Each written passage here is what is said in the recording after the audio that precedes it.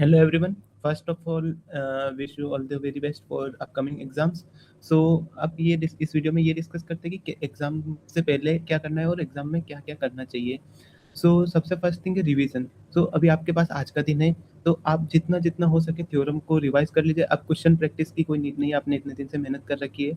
तो अभी जितना हो सके उतना ज़्यादा से ज़्यादा as a result theorem statement इनको देख लीजिए, ताकि उनमें कोई एरर ना रह जाए। क्योंकि बहुत सारे क्वेश्चंस होते हैं जो थ्योरम बेस्ड आते हैं, और थ्योरम की एक चीज़ भी अगर मिसिंग हो गई तो उसकी वजह से पूरा क्वेश्चन गलत हो जाता है। तो जितना हो सके उतना थ्योरम और इन स्टेटमेंट को अभी आज के दिन देख लीजिए। कल कुछ मत पढ़िए, क्योंकि कल ये लगेगा आपको कि आप बहुत सारी टेंशन से बहुत सारी चीज़ें ऐसी लगती है कि भूल गए। तो आप क्या करोगे, तो रिवाइज करोगे फिर से कल। तो रिवाइज करते टाइम और ज़्यादा लगेगा कि आप भूल रहे हो चीज़ें, तो उससे क्या टेंशन इंक्रीज होगी, और टेंशन इंक्रीज होने से आपके माइंड पे प्रेशर भी पड़ेगा। और पढ़ाई करोगे आप पूरे दिन तो माइंड बहुत सारा वर्क करेगा, तो थक जाता है। तो आप अपने माइंड को फ्रेश रखिए, कुछ मत पढ़िए कल के दिन। 17 को आपका एग्जाम है। सिर्फ जाइए एग्जाम दीजिए और एग्जाम पे फोकस करिए। कल के दिन कुछ मत पढ़िए, सबसे बेस्ट चीज़ है। और आज की रात सेकंड थिंग है स्लीप। तो रात को आप आज रात अच्छे से सो जाइए, ताकि आपको कोई बीमार वगैरह ना होए या कुछ भी इशू ना आए। तो आज की रात बहुत अच्छे से स्लीप लीजिए, आप बहुत अच्छे से सोइए। कोई टेंशन मत लीजिए, आपके 6 मंथ की मेहनत है, एक दिन से कोई इफेक्ट नहीं पड़ता है। तो आज की रात बहुत अच्छे से सोना है। और प्लस कल कुछ नहीं पढ़ना है। क्यों? क्योंकि वो टेंशन इंक्रीज करेगा आपका, और टेंशन से चीज़ें गलत होती है। और second thing third thing patience रखिए आप, और जाइए आराम से एग्जाम करिए। कभी भी ये मत सोचिए कि कट ऑफ क्या जाएगी। एग्जाम आप दे रहे हो ना, तब आपके माइंड में सिर्फ क्वेश्चंस करना है कि इस बार जैसे लास्ट टाइम 66 कट ऑफ थी एलएस की, इस टाइप से कुछ भी थी, तो वो माइंड में मत रखिए। क्योंकि कट ऑफ इंक्रीज भी हो सकती है, डिक्रीज भी हो सकती है। तो आप पेपर देखिए और पेपर को आपका अपना बेस्ट दीजिए। उसके अलावा कुछ मत सोचिए कि मेरी कट ऑफ इतनी जाएगी तो मुझे इतने मार्क्स का करना ही करना है, इतने क्वेश्चंस करने हैं, इतना टारगेट। वो रखोगे तो हो सकता है आप ज़्यादा करने के चक्कर में कुछ गलती कर लो और पेपर टफ आ जाए, तो आपको कम कट ऑफ में भी काम बन रहा हो। तो आप ज़्यादा अटेम्प्ट करने की जगह गलतियाँ पे गलतियाँ करते जाओ, तो वो चीज़ आपके एग्जाम पे बहुत इफेक्ट डालेगा। फोर्थ थिंग है, अब एग्जाम को कैसे अटेम्प्ट करना है।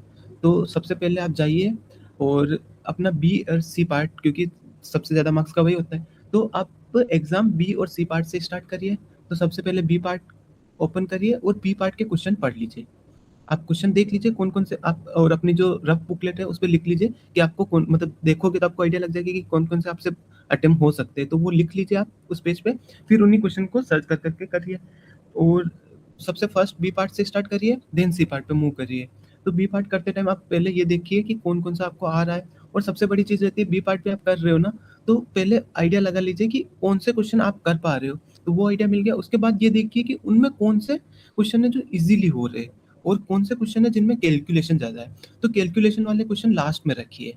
क्यों? क्योंकि अगर आप कोई कैलकुलेशन कर रहे हो और बहुत लेंथी कैलकुलेशन है, उसमें अगर थोड़ी उसको अगर उस क्वेश्चन को करने में आपको 2 to 3 मिनट लग रहे हैं, और उसमें आपने एक भी एरर कर दी कैलकुलेशन में, तो आपको उस एरर को फिर से चेक कर, और ऑप्शन मैच नहीं हुए, तो आपको उस कैलकुलेशन को फिर से चेक करना पड़ेगा। और वो जो कैलकुलेशन आप फिर से चेक करोगे, क्योंकि आप अटेम्प्ट 2-3 मिनट दे चुके हो, तो फिर आप उस क्वेश्चन को छोड़ोगे नहीं, आप उसके पीछे लगे रहोगे।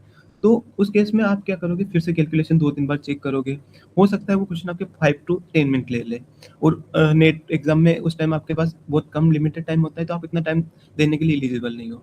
तो आपको ये मेक श्योर करना है कि आप टाइम को मैनेजमेंट करके चलो। तो उसके लिए जो कैलकुलेटिव क्वेश्चंस होते हैं उनको लास्ट में रखिए, और जो इजी हो, डायरेक्ट हो रहे हो, कम कैलकुलेशन हो, और इजी कैलकुलेशन भी हो बट इजी वाली हो, तो वो आप पहले पहले अटेम्प्ट कर लीजिए। देन लास्ट में ऐसे क्वेश्चन रखिए जिनकी कैलकुलेशन थोड़ी ज़्यादा है, या वहाँ पे मिस्टेक्स होने की पॉसिबिलिटी ज़्यादा है, तो वो क्वेश्चन आप लास्ट में करिए। क्योंकि अगर कैलकुलेशन मिस्टेक भी हुई तो आपका लास्ट में आपको और कुछ ऑप्शन नहीं है क्वेश्चन करने का, तो कोई दिक्कत नहीं होगी। फिर सी पार्ट पे जाइए, तो सी को भी वैसे ही अटेम्प्ट कीजिए। पहले चेक कर लीजिए कौन कौन से क्वेश्चन आप कर पा रहे हो, फिर वो देख लीजिए। उसके बाद देखो कि उनमें कौन से ईज़ी है, और कैलकुलेटिव क्वेश्चन हमेशा लास्ट में करने चाहिए। क्योंकि एक भी छोटी-सी एरर आपको आप फिर एक बार हम क्वेश्चन करने लगते हैं तो हमें ईगो आ जाता है, तो हम छोड़ते नहीं। तो आप वो देखिए कि वो क्वेश्चन में अगर अटेम्प्ट कर रहा हूँ, तो ये ना हो जाए कि कैलकुलेशन की वजह से मैं फँस गया और फिर उसी में लगा रह जाऊँ 10 मिनट तक। या तो आप अगर कैलकुलेशन कर रहे हो, कुछ एरर हो गई, तो उस क्वेश्चन अगर आप अटेम्प्ट कर भी लिए और एरर हो गई, उस क्वेश्चन को रफ पेज पे अलग ही रहने दीजिए, कट मत करिए और उसको छोड़ दीजिए उस टाइम। दूसरे क्वेश्चन अटेम्प्ट करो, फिर लास्ट में उस क्वेश्चन को आराम से शांत मन से चेक करो। और ए पार्ट को हमेशा आप लास्ट के 15 से 20 मिनट दे दीजिए, जब, या फिर जब आप बी और सी पार्ट अगर आपका हो गया, आपको कुछ नहीं आ रहा है, बी और सी में से। देन आप मूव करिए ए पार्ट की ओर। और या अगर कुछ नहीं हो रहा है तो लास्ट के 10-15 मिनट में अगर जितना भी टाइम बच रहा है ए पार्ट पे जाइए। तो उस अकॉर्डिंग ए पार्ट को अटेम्प्ट लास्ट में करना चाहिए, क्योंकि फ्रेश माइंड से जाओगे तब आप मैथ्स की प्रॉब्लम करोगे तो ज़्यादा अच्छा रहेगा। और ए पार्ट की प्रिपरेशन भी कम करके जाते हैं तो जनरली हमें थोड़ा-सा वो प्रेशर फील हो जाएगा कि नहीं आ रहा है, कुछ नहीं आ रहा है इस पेपर में, इस टाइप से। और फर्स्ट थिंग अगर ऐसी हो गई तो बहुत नेगेटिव जाएगा। तो आप इस टाइप से अगर पहले पेपर एनालिसिस कर लोगे 5 टू 10 मिनट बी पार्ट को, तो आप एक बार देख लिए कि क्या-क्या आ रहा है, तो आप जहाँ से स्टार्ट करोगे ईज़ी क्वेश्चन से करो, ताकि वो आपका कॉन्फिडेंस बूस्ट कर देगा कि मुझे आ रहा है, पेपर ईज़ी है। और अगर स्टार्टिंग ऐसे हो गई ना अच्छे से, तो फिर सब स्मूथली चलेगा।